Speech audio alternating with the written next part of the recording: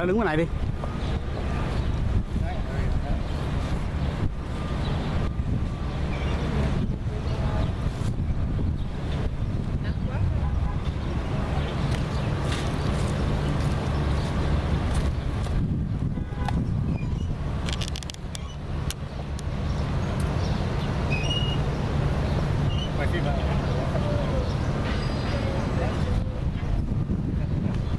Đó, rồi bây giờ lại đứng đây đi, bạn lại đứng đây tôi quay. Không cần. Ra đứng bên này. 2014 PhD.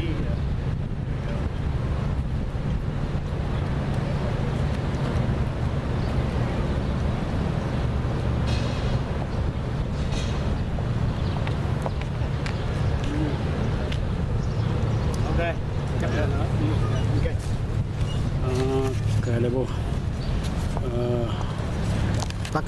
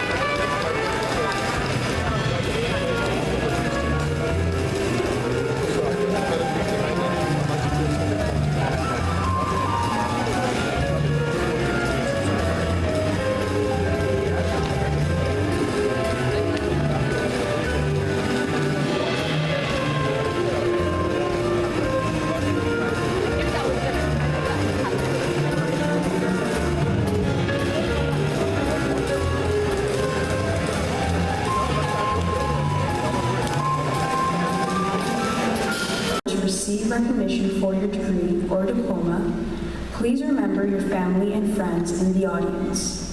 We suggest that after you shake hands with either the Chancellor or the President, you continue along the stage, take a bow, wave to your fans, and give them a chance for a quick photograph of you before you proceed off the stage.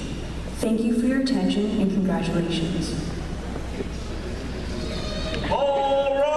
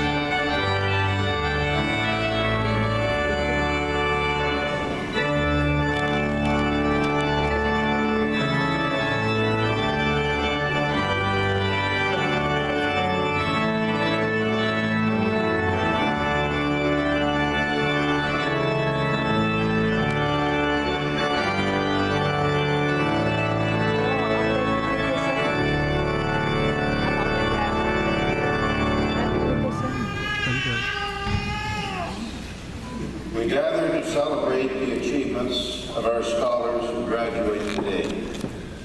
On their behalf, let us express gratitude for the support of their family and friends, and for the faculty and staff who guided them in their pursuit of knowledge. Whatever our own traditions, let us reflect as we proceed through the convocation ceremony on the many years of effort, sacrifice, and success that have brought us to this time of celebration. In Concilium Universitatis Torontonensis Vocati Sumus. Graduates, please remain standing. All guests, please be seated.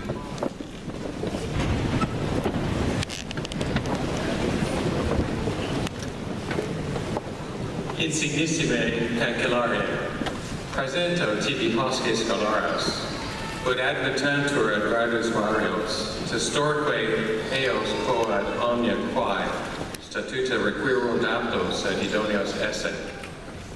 Ad profectum huius provinciae huisque magnae patriae, et ad profectum omnium nationum omnibus in terris coniunctarum, ego ex autoritate mihi ad toti universitati commissa, admitto vos ad gradus varios, quorum iuram vobis do, et petto quaque omnia conficiatus, minera quae ad illos gradus pertinent. Please be seated. My name is Merrick Girdler, and it is my great privilege to serve the University of Toronto as its 16th president. And today, I have the additional privilege of assisting our Chancellor, the Honorable Michael Wilson, in conducting this convocation. The university is an institution with deep historical roots and many enduring traditions. Among those is our use of the language of the medieval university in today's wonderful celebration. For those in attendance who, like me, are less than fluent in Latin, a translation may be helpful.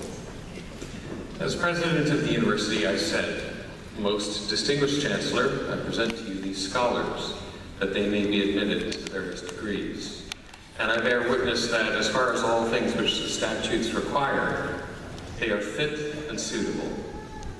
Much more significantly, from the standpoint of the graduating class, the Chancellor then replied, "To the benefit of this province, this great country, and to the worldwide community of nations, I, by the authority vested in me and in the whole university, admit you to your various degrees, grant to you the rights, and ask of you the responsibilities of doing all those things which pertain to those degrees. And so, as my first order of business, I am delighted to salute you, the graduating classes of 2014, from the School of Graduate Studies. That's it, you're done. Warmest congratulations.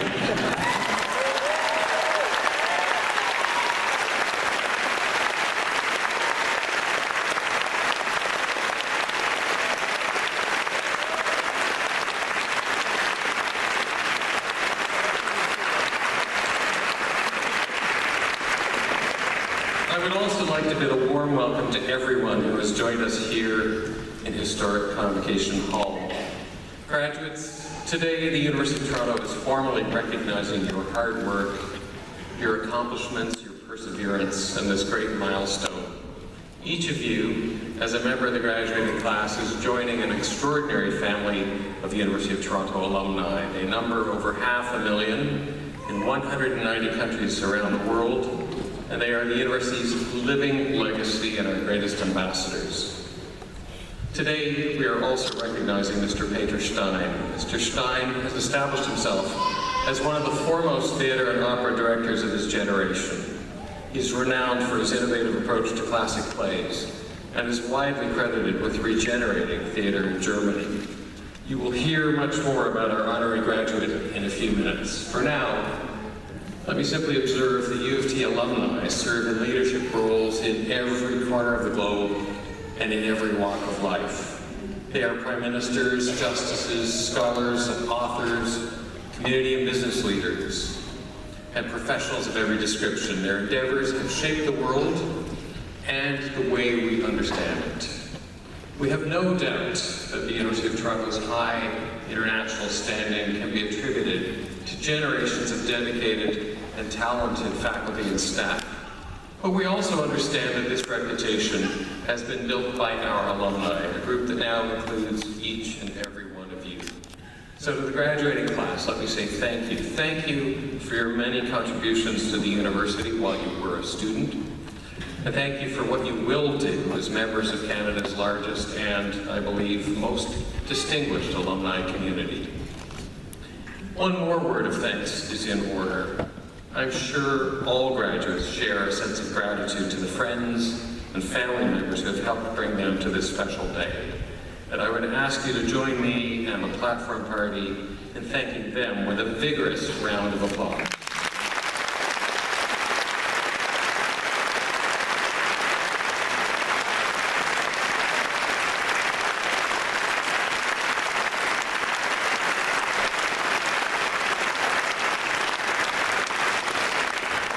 Let me conclude with a brief request.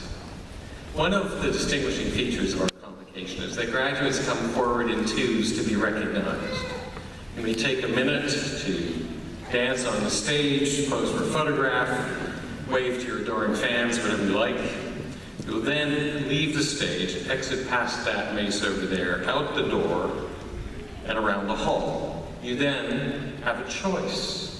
You can either leave directly to start celebrating, understandably tempting on a day such as this, or you can turn left and come back into the hall. Now, if you do not re-enter the hall, you will leave your poor classmates behind. And I would ask you in that spirit to think of the very last person who's going to be on stage this afternoon.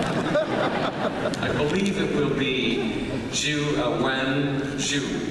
I ask Ms. Zhu to stand up, please.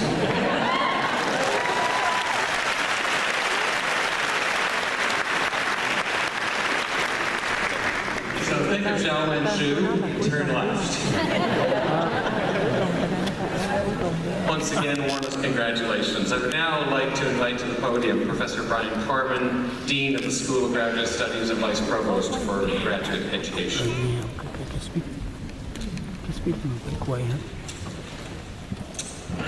When the future University of Toronto, then King's College, was established to grant degrees in 1827, the master's degree was part of its original academic framework. The PhD was added in 1879.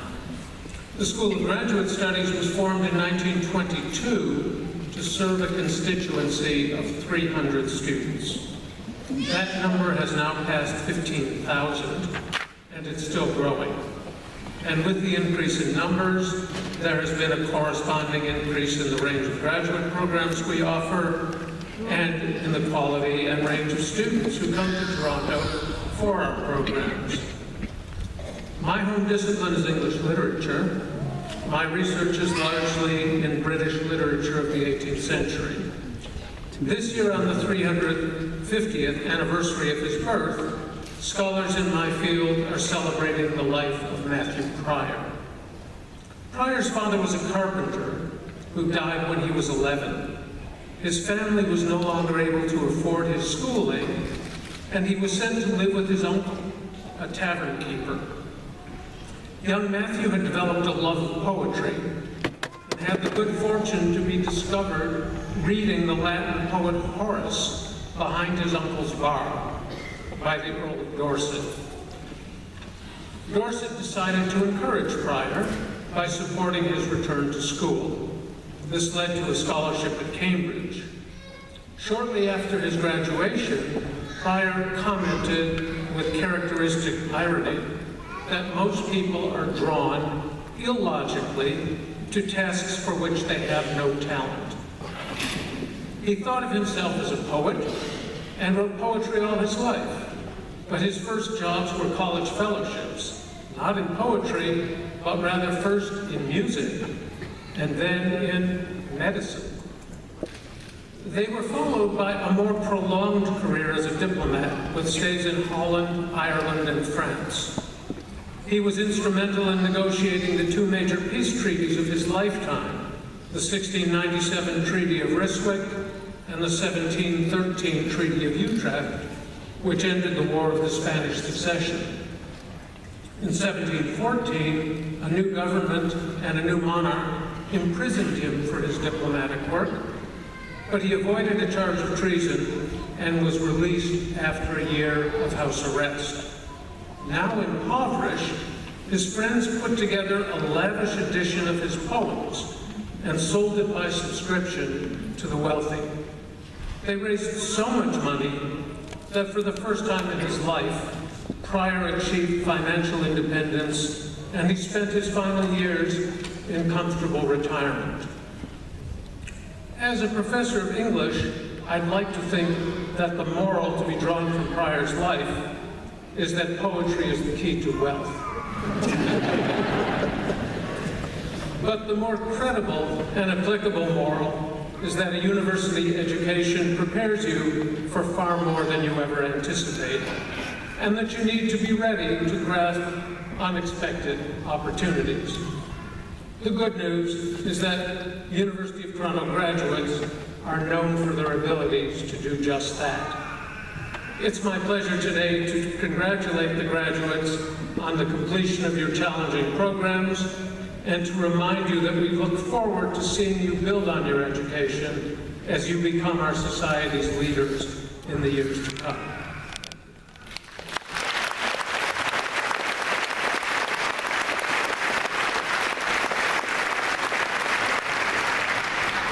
It is now my great privilege to invite Professor Pia Kleber of the Center for Drama, Theatre and Performance Studies and the Center for Comparative Literature to introduce our honorary graduate.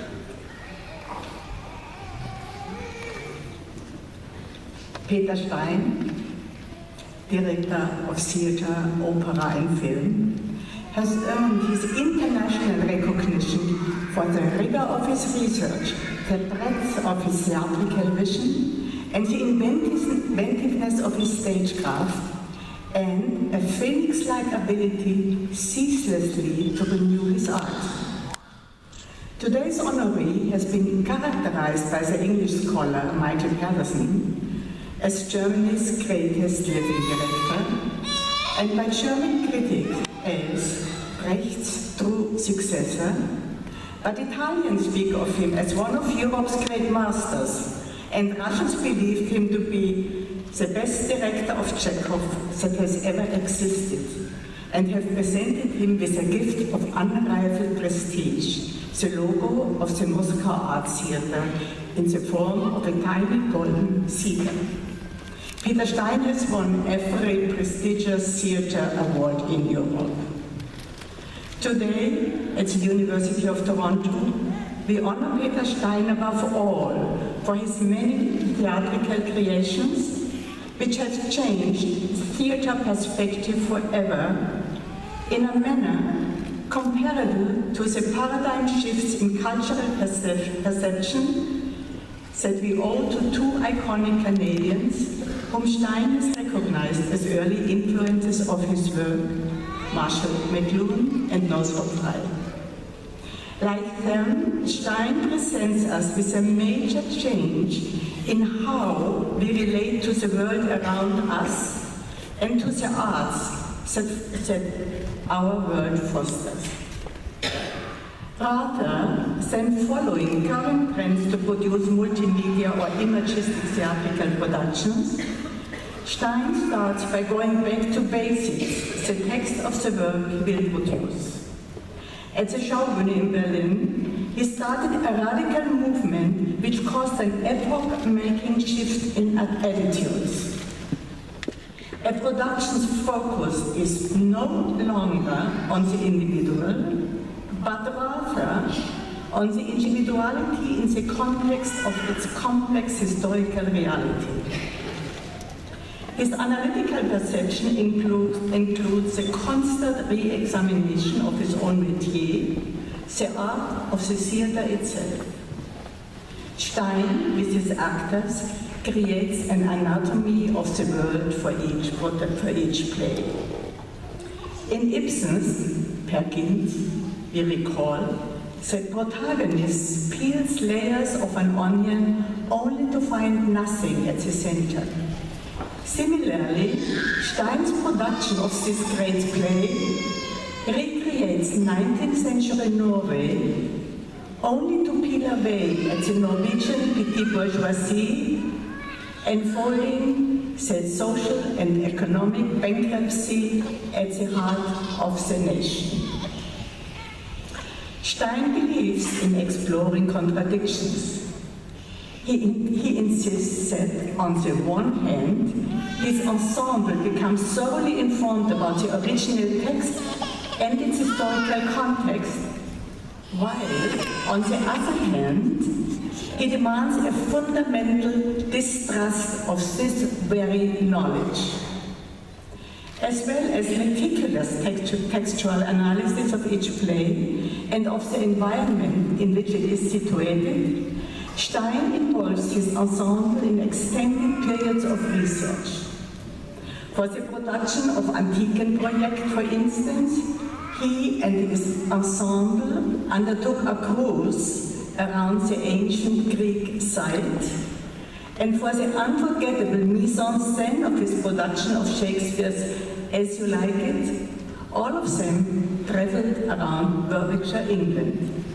In the same way, a visit to Chekhov's birthplace preceded his legendary productions of Chekhov's plays. His combination of extensive study of text and environment, intense rehearsal process, great attention to detail and location excursions culminate in an astonishing vitality when the productions come to the stage. In Stein's own words, I quote, "What were the ideas of the person who made it? What is behind to decipher? And then I transmit that to the group of people who will create it, and transmit this understanding to the public. And then other people can experience this piece of art." End of quote. After directing Wagner's Rheingold in Paris in 1976, Stein turned to another operatic production of Verdi's Othello 10 years later in 1986, followed by Falstaff and Debussy's Pélias de Mélisande. Coming to Chicago in 2004, he directed Don Giovanni. For the Salzburg Festival, he mounted Sophocles' Oedipus et Colonos. Recent operatic work include Simon Boccanegra in Vienna, Macbeth in Rome, Falstaff in Barcelona, and Lulu both in Vienna and at La Scala in Milano.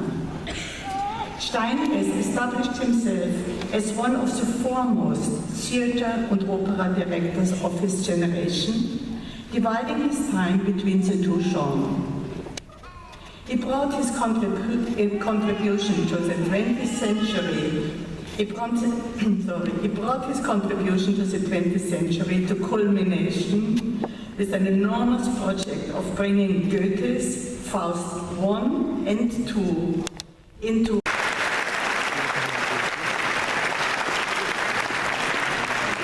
The University of Toronto, and by the authority invested in me, I have the great honor and pleasure of conferring on you, as I do now, the degree of Doctor of Laws, honoris causa.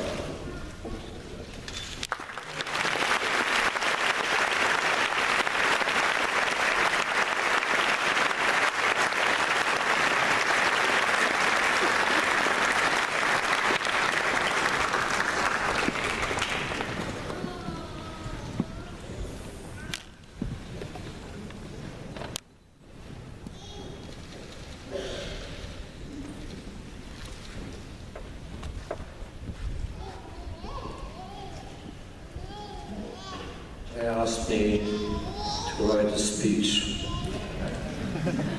I said I'm a theatre man who speaks text of other people and not my own text.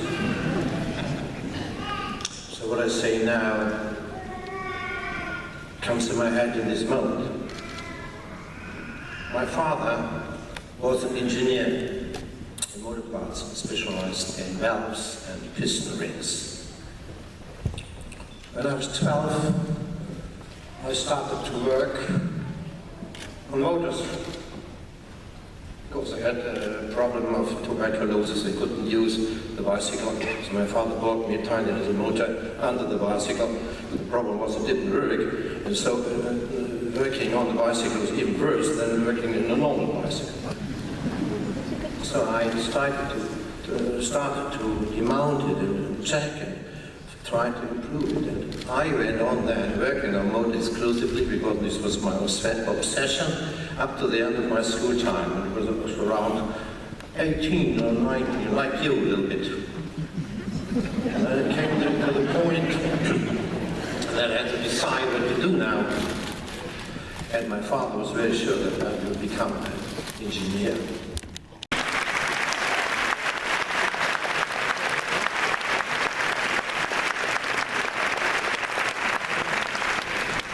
Aziz Alali, Abdel Khalid Ali.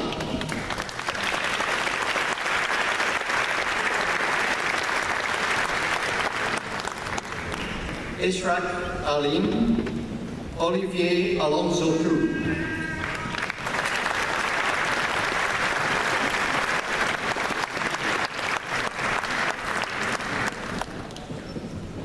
Ahmad Abdel Khalud Andrews, Vincent Tony Anibal.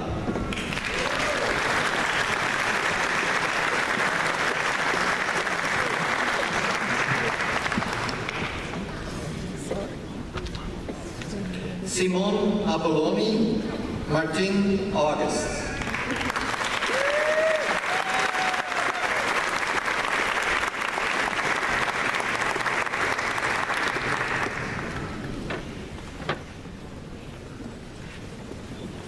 Amy Baker, Charu Banea.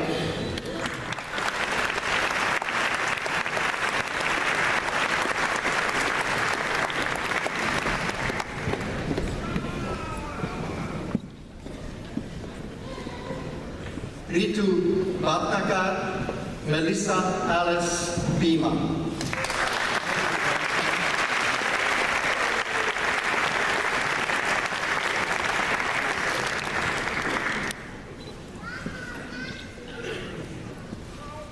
David Harrison Hilton, Myra Devora Bloom.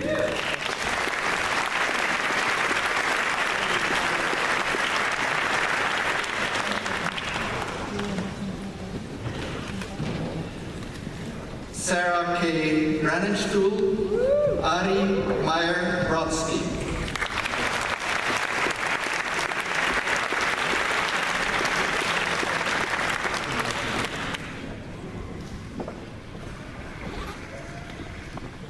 Jeffrey Bruce, Robbie Berkel.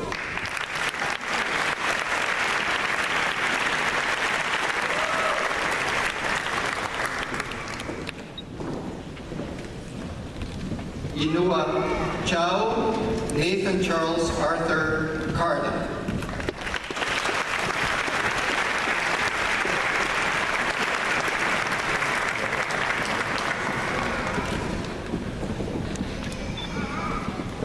John Paul Servas Katungal, Andrea Chambers.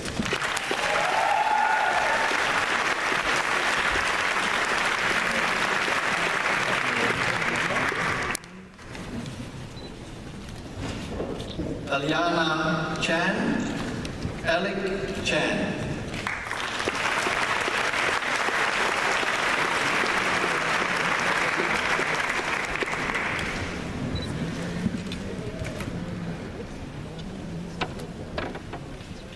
Ronald Charles, Su Guan Chuk Chang.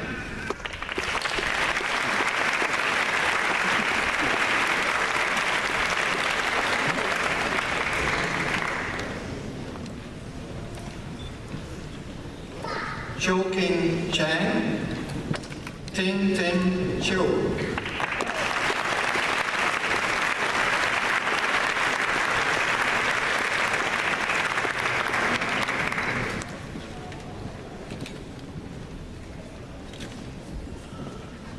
Clara Wana Cho, Cohen.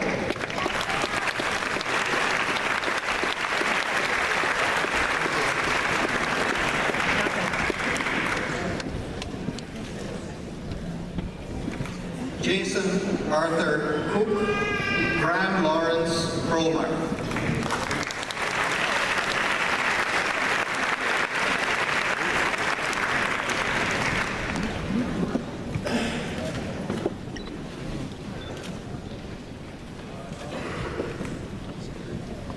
Joseph Daniel Culpepper, Eric William Dam.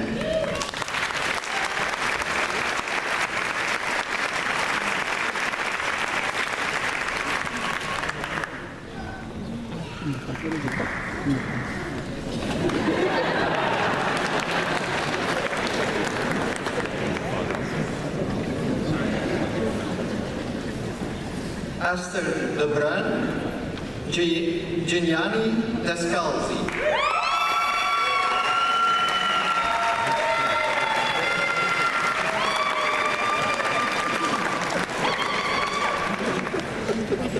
KB.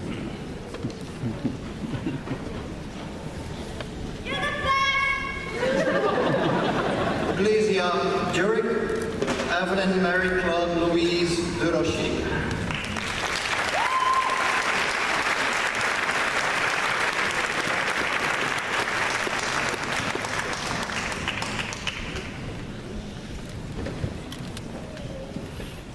Ahmed Nagi El Kafas, Jenna Madeline Evans.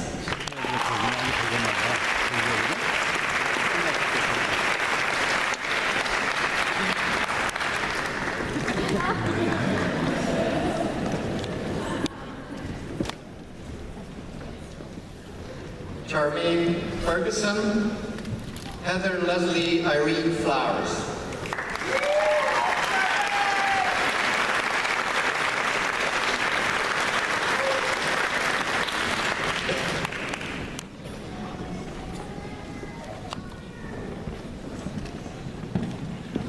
Kevin Patrick Foley, Adam Bryan Thomas Found.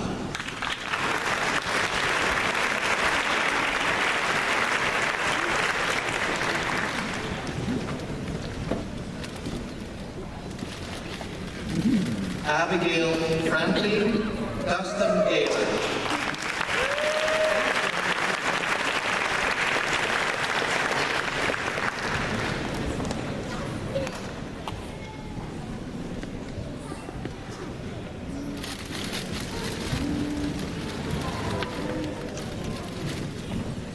Therese Ingrid Garcia, Sebastian Gilriano.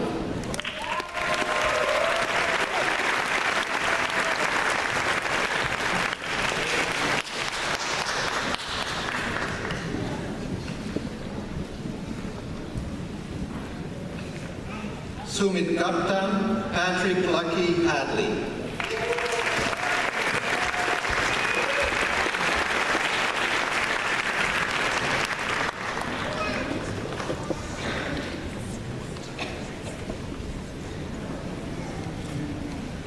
John Paul Halferty, Alexei Halpin.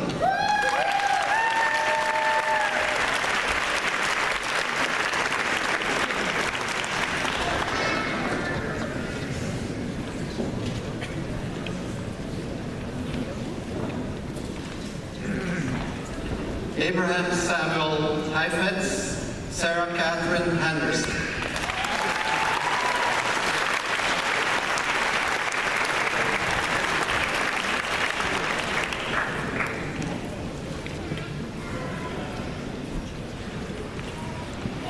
Megan Ann Hepburn, Melissa Louise Hill.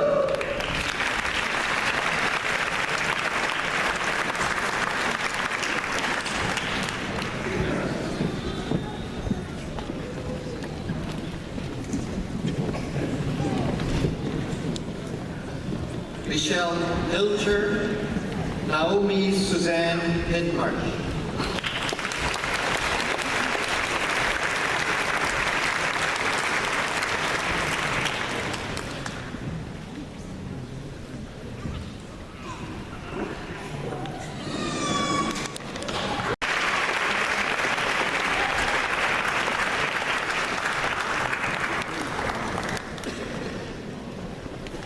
Nielsen Ngoyen, Sylvia M. Nickerson.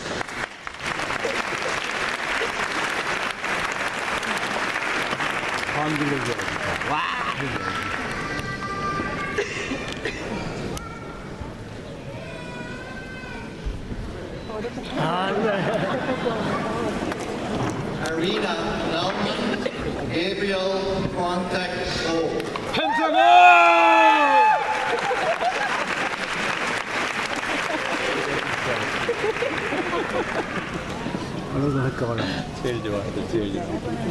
Shakib Omari, William Robert Oxford.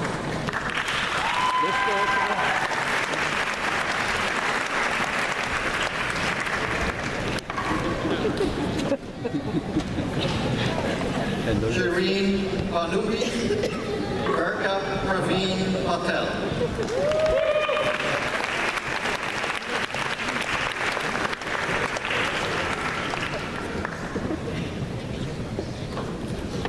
정지를 어떻게 해? 이게 누구 되냐? Maria Pavlu, Ada Louis Monte.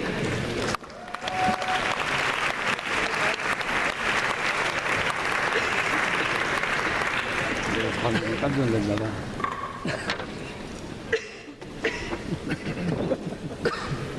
Patricia Pernica, Susan Jasmine Boyra.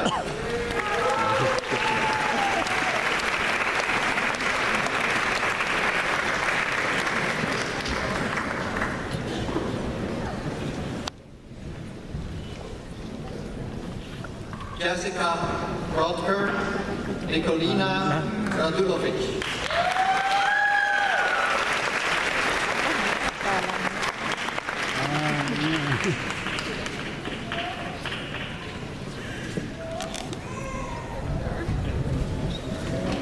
Mina Rafihi, Shalini Ramachia.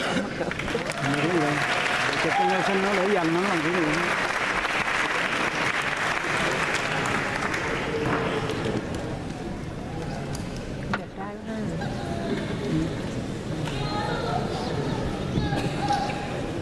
Verinda Evelyn Marie Robinson, Christopher Romero.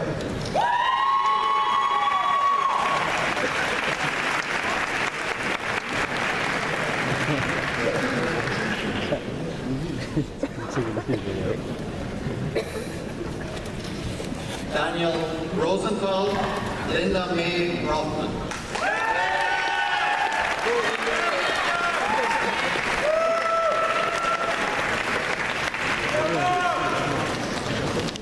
Or through literature. And no doubt you've heard contemporary formulations of a platinum rule. There's a recent honorary graduate of the University of Toronto who formed his platinum rule, and I think it makes good sense this way. Always improve upon the situation relative to how you found it. Now, your diploma is a wonderful achievement. You've worked very, very hard for it.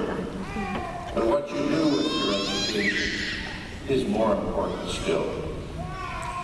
Whether you go on to further studies, begin your career, or embark on other adventures, I encourage you to use your skills and knowledge throughout your life to keep growing, learning, and contributing to those around you.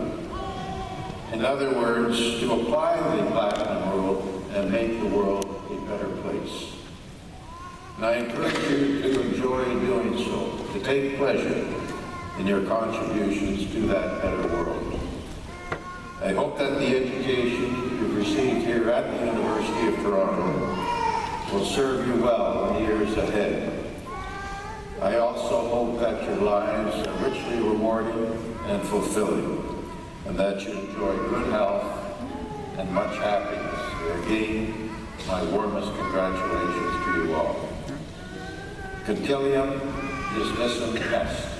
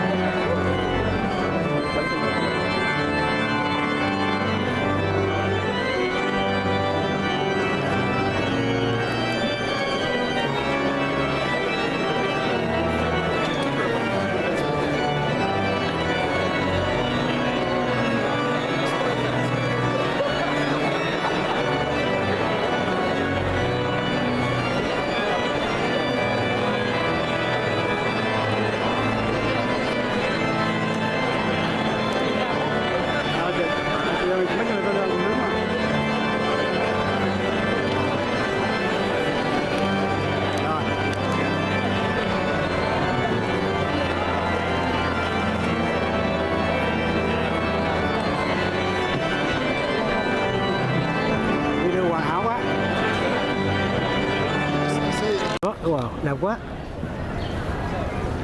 Lên lên. Ông quay. Cứ đi. Đó đẹp quá. Ồ, đẹp quá. Đúng phải cô dễ thương quá.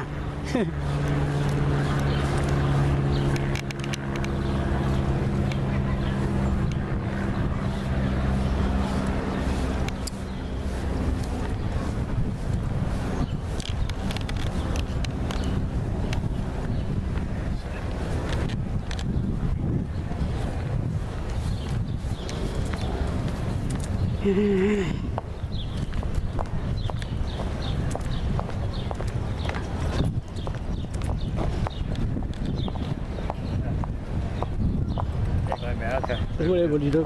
Con đi hả?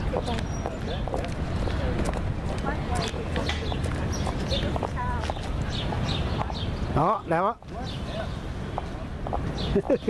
Cái này làm phim mà. The only time I'm going on cái này, nếu mà mua cái này chắc là $400 a ngày. Wow. Yeah. No. Nếu mà mình thích professor, thì phải áo nói vậy, thì đối tượng cụ nó mà from the University of Nuremberg. Rồi đi vô đây bị tiểu luôn. Đúng rồi. Đi vô đây. Ok, có cái tiêu chuẩn ở trong con đi vô đây đi. Ok. Vô đi tiểu luôn, con đi tới đây vô đi tiểu. Không cần nữa đâu, Thôi con đi trả đi, con đi trả. Ok. Em có một cái tiêu Bố chú chờ đây, hiểu không? Ok. Vô ông đi vô giùm. Ok.